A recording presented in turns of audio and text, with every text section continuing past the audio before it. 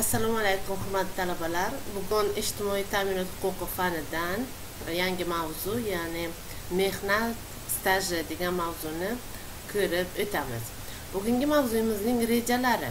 Demak, mehnat staji tushunchasi va uning turlari, mehnat stajini hisoblash, ayrim turdagi mehnat faoliyati bilan bog'liq bo'lgan mehnat stajini hisoblashning o'ziga xos xususiyatlari, uzoq yillik xizmat davri, uning pensiya ta'minotini amalga oshirishdagi ahamiyati. Endi fuqarolarga ijtimoiy ta'minot berish mezonlaridan biri bu mehnat staji hisoblanadi. Ish staj deganda xodim uchun Moliya vazirligi huzuridagi budjetdan tashqari pensiya jamg'armasiga sug'urta badallari to'lanishi sharti bilan amalga oshirilgan mehnat staji yoki qonun hujjatlarida nazorat tutilgan boshqa ijtimoiy foydali faoliyat davri nazarda tutiladi. Mehnat staji uning miqdori va sifati fuqaroga ijtimoiy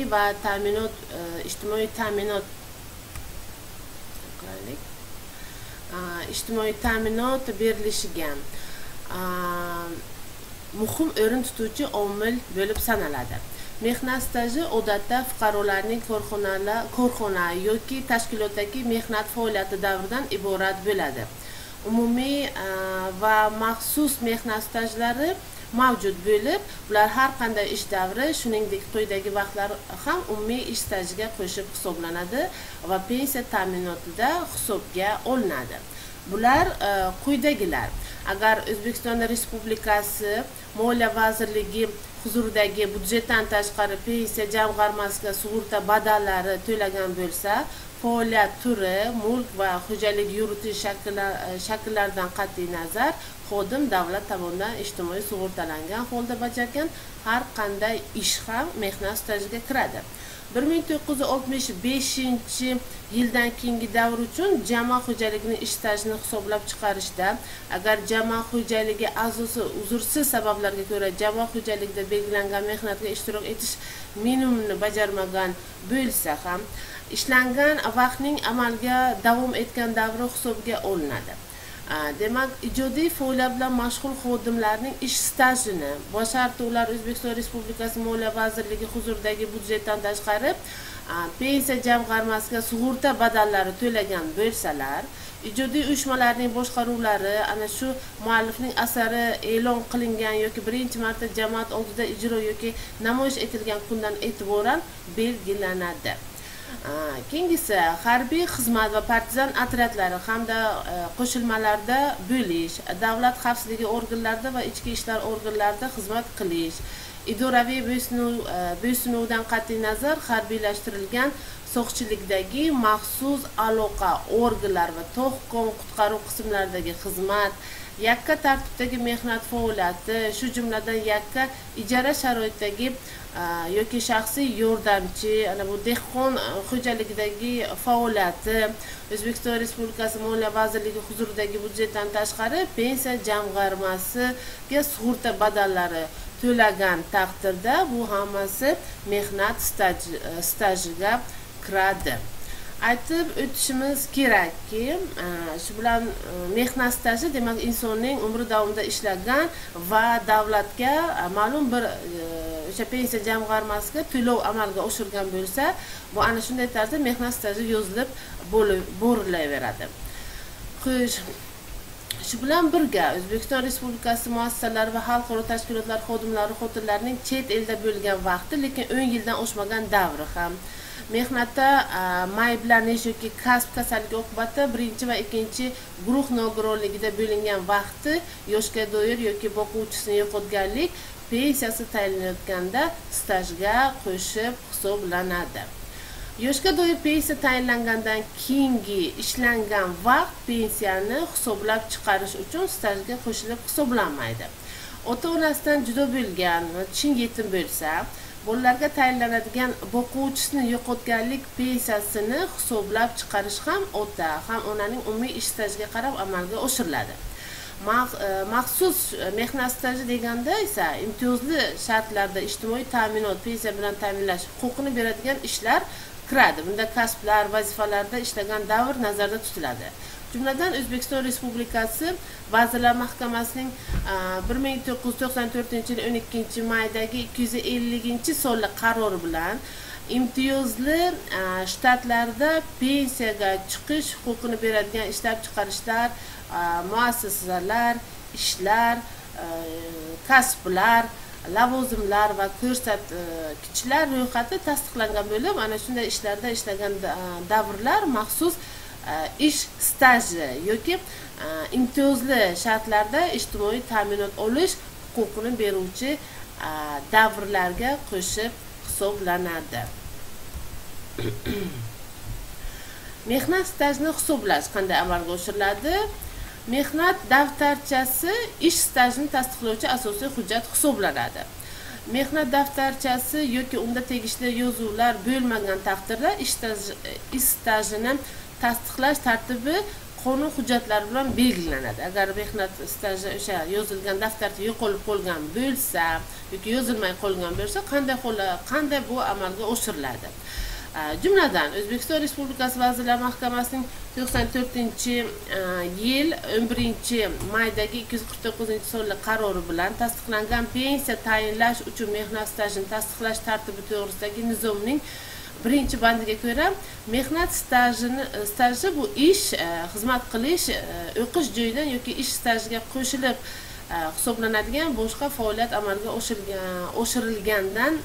oshirilgan joydan yoxud arxiv muassasalari tomonidan berilgan hujjatlar asosida aniqlanadi. Stajda quyidagilar imtiyozli tarzda qo'shilib hisoblanadi. Birinchidan, bu harakatdagi armiya tarkibida kiruvchi harbiy qismlar, shtablar va muassasalardagi jangovar harakatlar davridagi partizan otryadlari va qo'shimmalariga xizmat va erkin yo'llanganlar tarkibidagi ish, baynalminal burchini bajarishga jangovar harakatlarda ishtirok etish 3 hissa barobarida. Ikkinchidan, Ulug' Vatan urushi yillarida, ya'ni o'sha Ikkinchi jahon urushi boshlangandan keyin 41-yilning 22-iyundan 45-yil 9-mayga qadar mamlakat ichkarisida ishlash, shu jumladan harbiy qismlardagi erkin yo'llanganlar tarkibidagi ish 2 hissa barobarida bo'lgan vaqtda ishlagan kishilarga. Imtiyozli shartlar, 3-imtiyozli shartlarda pensiya olish huquqini beradigan erkaklarga 10 yildan ortiq va ayollarga 7 yil 6 oydan ortiq ishlangan har bir to'liq 2 yil hissa barobarida beriladi. Keyin mahkumxonalarda yoki vaboga qarshi muassasalarda yoki immunodefitsit virusi bilan kasallangan shaxslar davolanadigan yuqumli kasalliklar muassasalarida ishlagan kishilarga ham 2 hissa barobarida hisoblanadi. Yoki patologanatomiya muassasalari va sud tibbiy ekspertiza muassasalarining tibbiy xodimlaridan ayrim toifalarning ishi 1,5 hissa barobarida. Asossiz ravishda jinoiy javobgarlikka tortilgan, asossiz ravishda qatag'on qilingan va keyinchalik oqlangan fuqarolarning qamoqqa bo'lish va hibsga saqlash joylarida turgan vaqti 1,5 hissa barobarida mehnat daftarchasi, shuningdek pensiya jamg'armasi organlari tomonidan berilgan sug'urta badallari to'langanligini tasdiqlovchi ma'lumotnomalar ish stajini tasdiqlovchi asosiy hujjatlar hisoblanadi. Demak, chet elda ishlangan davrlar O'zbekiston Respublikasi Moliya vazirligi huzuridagi budjetdan tashqari pensiya jamg'armasida belgilangan sug'urta badallari to'langan taqdirda, agar davlatlararo bitimlarda o'zgacha qoidalar nazarda tutilmagan bo'lsa, mehnat staji qo'shib hisoblanadi. O'zbekiston Respublikasi fuqarolarining yo'llanma yoki bitim asosida chet elga ishlaganligi O'zbekiston Respublikasi Vazirlar Mahkamasi vakolat bergan organlar mehnat daftarchasiga kiritgan qaydnomalarga qarab aniqlanadi.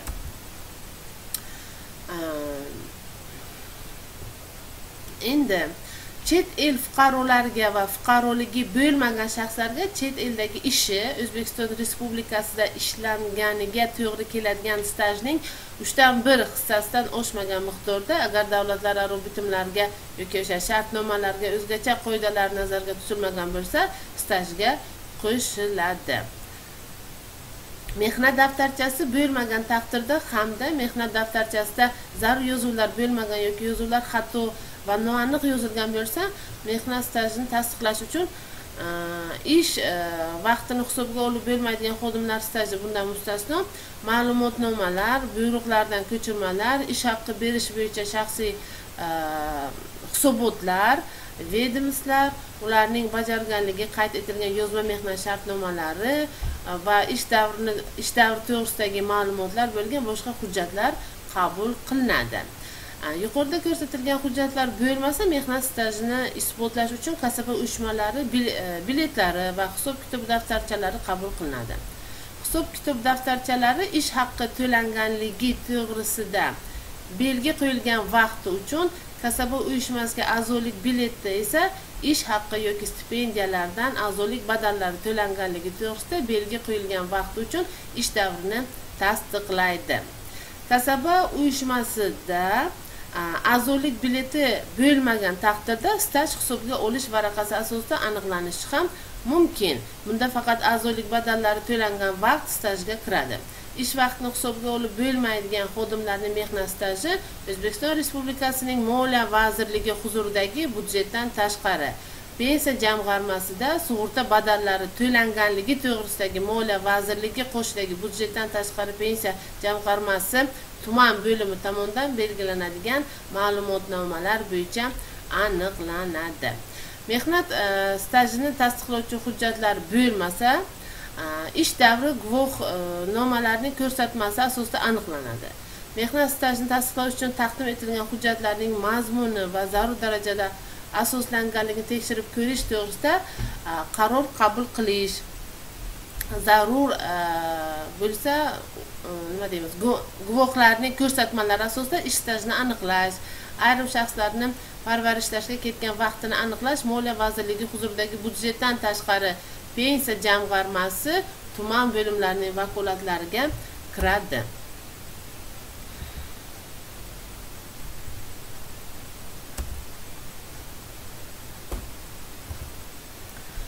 Endi aytib o'tishimiz kerakki, tabiiy ofatlar, halokatlar bo'lgan vaqtda yoki boshqa o'sha favqulodda vaziyatlar natijasida ish staji to'g'risidagi hujjatlar to'liq yoki qisman yo'qotilgan hollarda mehnat stajini tasdiqlash O'zbekiston Respublikasi Vazirlar Mahkamasi, Qoraqalpog'iston Respublikasi Vazirlar Kengashi yoki viloyat, tuman, shahar hokimliklari tomonidan tuzilgan maxsus komissiya tomonidan amalga oshiriladi. Qisman saqlanib qolgan hujjatlar va guvohlarning ko'rsatmalari asosida qayd etib o'tilgan komissiyalar tomonidan aniqlangan mehnat faoliyati davrlari umumiy stajga, shuningdek imtiyozli shartlarda pensiya olish huquqini beruvchi maxsus hujjatlar bilan tasdiqlangan ish vaqti sifatida stajga qo'shiladi.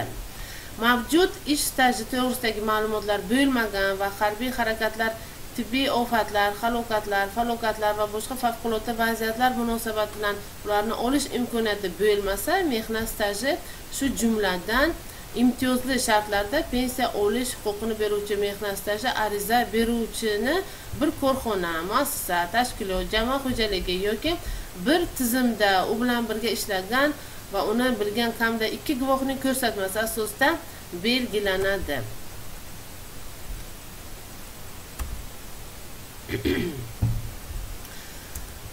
Yana aytishimiz mumkin, arxiv ma'lumotlari yo'qligi sabablaridan qat'iy nazar mavjud ish staji to'g'risidagi hujjatlarni olish imkoniyati bo'lmagan hollarda 1965-yilgacha jamoat xo'jaligida ishlash davri yuqoridagi tartibda guvohlarning ko'rsatmalari bilan tasdiqlanadi.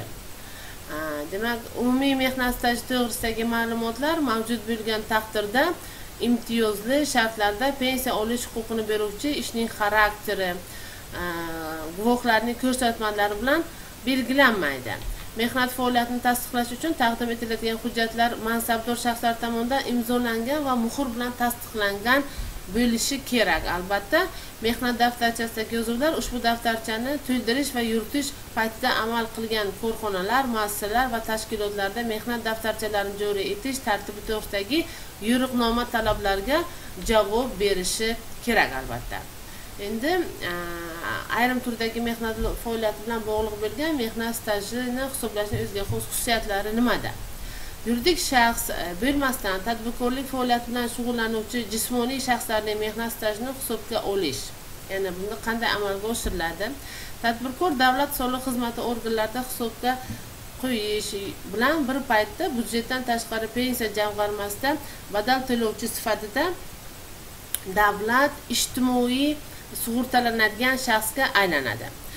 Tadbirkor o'zidagi mavjud imkoniyatlardan va pensiya bilan ta'minlash va ijtimoiy sug'urta bo'yicha nafaqaning o'zi istaydigan miqdorda kelib chiqib, byudjetdan tashqari pensiya jamg'armasiga sug'urta badallari miqdorini mustaqil ravishda belgilaydi.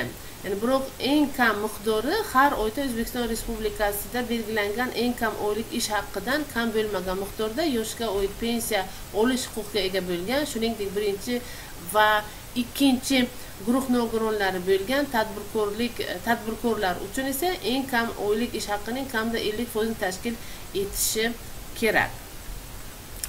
Sug'urta badallari to'lanishining hisobi umumiy belgilangan tartibda tadbirkorning yashash joyidagi davlat soliq xizmati organlarida yuritiladi. Mehnat daftarchasi tadbirkor ro'yxatdan o'tkazilgan joydagi tuman ijtimoiy ta'minot bo'limida uning mazkur tumanlardagi tadbirkorlik faoliyatining butun muddati mobaynida saqlanadi va yuritiladi. Agar fuqaro tadbirkorlik faoliyati boshlangunga qadar mehnat daftarchasiga ega bo'lmagan bo'lsa, tuman ijtimoiy ta'minot bo'limi belgilangan tartibda mehnat daftarchasi unga albatta ochiladi. Agar tadbirkorlik faoliyati fuqaro uchun o'rindoshlik hisoblansa, uning mehnat daftarchasi asosiy ish joyiga yuritiladi. Yuridik shaxs bo'lmasdan tadbirkorlik bilan o'rindoshlik bo'yicha shug'ullanuvchi shaxsning xohishiga ko'ra mehnat daftarchasida tadbirkor sifatidagi faoliyat davri to'g'risidagi yozuv kiritilishi mumkin yoki kiritilmasligi ham mumkin.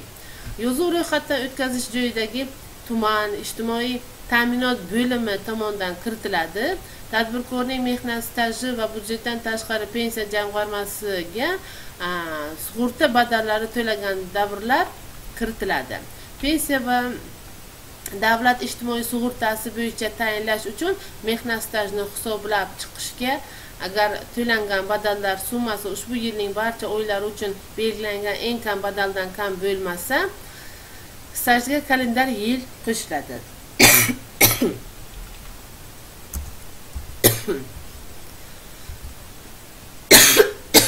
To'liq kalendar yil mobaynida tadbirkorning asosiy faoliyati qishloq xo'jaligi mahsulotlari yetishtirish,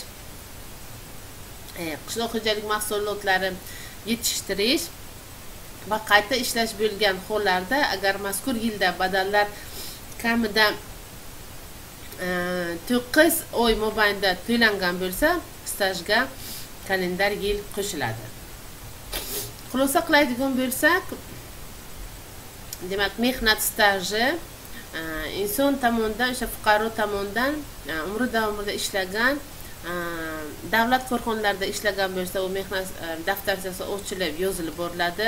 Tadbirkorlik bilan shug'ullangan bo'lsa ham, o'sha tadbirkorning xohishiga ko'ra bu narsa amalga oshiriladi. O'sha daftarcha ochilib va eng kam ish haqqi miqdorida davlat pensiya badalini to'lash amalga oshirilib boriladi va ma'lum tarzda muddati kelgandan keyin, pensiyaga chiqish muddati kelgandan keyin mehnat daftarchasi asosida demak pensiya to'lovi unga belgilanadi. Demak, O'zbekiston Respublikasi davlat soliq organlari mansabdor shaxslarning lavozim maoshlariga uzoq yillar xizmat qilganligi uchun har oylik ustama haq miqdorlari ham ularning uzoq yillik xizmat davri muddatiga ko'ra belgilanadi. O'zbekiston Respublikasining prokuratura to'g'risidagi qonunga ko'ra, prokuratura organlari xodimlariga egallab turgan lavozimlar va mehnat stajiga muvofiq darajali unvonlar yoki harbiy unvonlar beriladi. Prokuratura organlari xodimlariga muddati 30 kalendar kundan iborat haq to'lanadigan yillik ta'til ham beriladi. 15 yildan ortiq ish stajiga ega bo'lgan prokuratura organlari xodimlariga 5 kalendar kun 25 yildan ortiq ish stajiga ega bo'lganlarga esa 10 kalendar kun qo'shimcha ta'til beriladi. Uzoq yillik xizmat davri o'rta umumta'lim, kasb-hunar bilim yurtlarida, sog'liqni saqlash muassasalarida va qonun hujjatlari nazarda tutilgan boshqa hollarda ahamiyatga egadir. Demak, e'tiboringiz uchun rahmat.